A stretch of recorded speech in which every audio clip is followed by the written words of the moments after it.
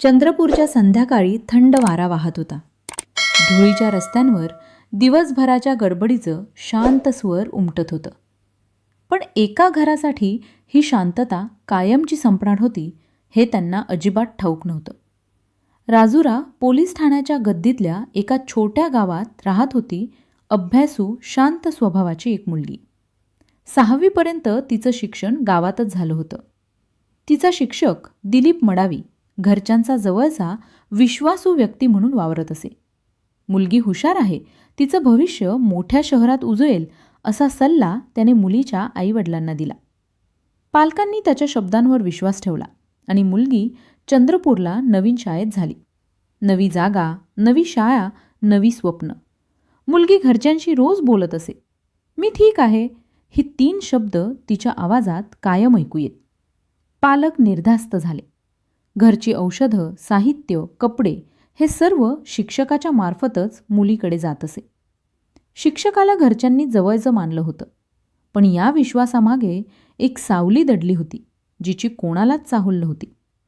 वेळ जसजसा पुढे जात होता तसतसा शिक्षकाचा तिच्यावर असलेला ताबा आणि दडपण वाढत होतं. मुलगी आतून तुटत चालली होती. शाळेत चेहरा शांत असायचा, पण डोळ्यात सतत भीतीचा थर. रात्री झोप न लागणे, एकटेपण आणि सतत गोंधळलेलं मन हे तिचं रोजचं वास्तव बनलं होतं.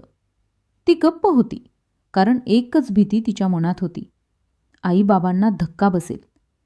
आणि मग आला 20 नोव्हेंबर 2025. त्या दिवशी फोन हाताळताना चुकून तिच्याकडून काही स्क्रीनशॉट वडिलांच्या मोबाईलवर पाठवले गेले. नोटिफिकेशन पाहताच त्यांच्या श्वासातच अडथळा आला. हे काय? कोण? का? हातातून फोन पडायची वेळ आली. वडिलांनी मुलीला बसवून विचारलं. तिचा कणखर मुखवटा एका क्षणात तुटला आणि ती कोसळली. डोळ्यात साचलेलं भय आणि शब्दात दडलेलं दुःख अखेर बाहेर आलं. दोघांच्या हृदयात एकच ठरलं, आता गप्प बसायचं नाही. त्या रात्रीच ते थेट पोलीस ठाण्यात गेले. फोन, संदेश, पुरावे सर्व पोलिसांना दिले. PSI तृप्ती खंडाईत यांनी मुलीचं गुप्त जबाब काळजीपूर्वक नोंदवलं. पोलीस निरीक्षक निशिकांत रामटेके यांच्या मार्गदर्शनाखाली तातडीची कारवाई झाली आणि दिलीप मडावीला त्याच रात्री अटक करण्यात आली. अटक झाल्यावर देखील त्या व्यक्तीच्या चेहऱ्यावर अपराधाची हलगीसुद्धा दिसत नव्हती. पण पोलिसांनी दाखवून दिलं, शिक्षक असो वा कोण, कायद्यापासून कोणीच मोठं नाही. तपासात समोर आलं की काही दिवस आधीच त्याची बदली झालेली आणि नव्या ठिकाणीही मुलींनी त्याच्याबद्दल शंका व्यक्त केली होती. पण भीतीमुळे कोणी औपचारिक तक्रार केली नव्हती. याच मौनामुळे हा प्रकार पुन्हा घडला. मुलगी आईच्या कुशीत रडत होती. आईच्या डोळ्यात राग, वेदना आणि निर्धार. तिनं स्वतःला एका गोष्टीसाठी मजबूत केलं, माझी दुलगी गप्प बसणार नाही. गावात आणि शहरात ही घटना वेगाने पसरली. लोकांना धक्का बसला, कारण ज्या व्यक्तीला शिक्षक म्हणून मान दिला होता त्याच्यावरचा विश्वास तुटला होता.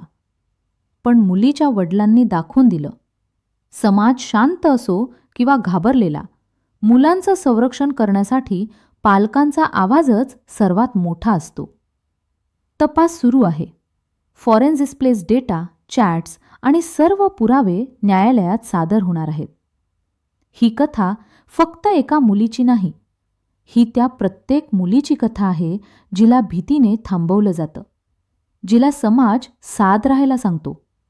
पण आठवण एकच, चूक बळीची नसते. आवाज उठला की त्या बाहेर येतच.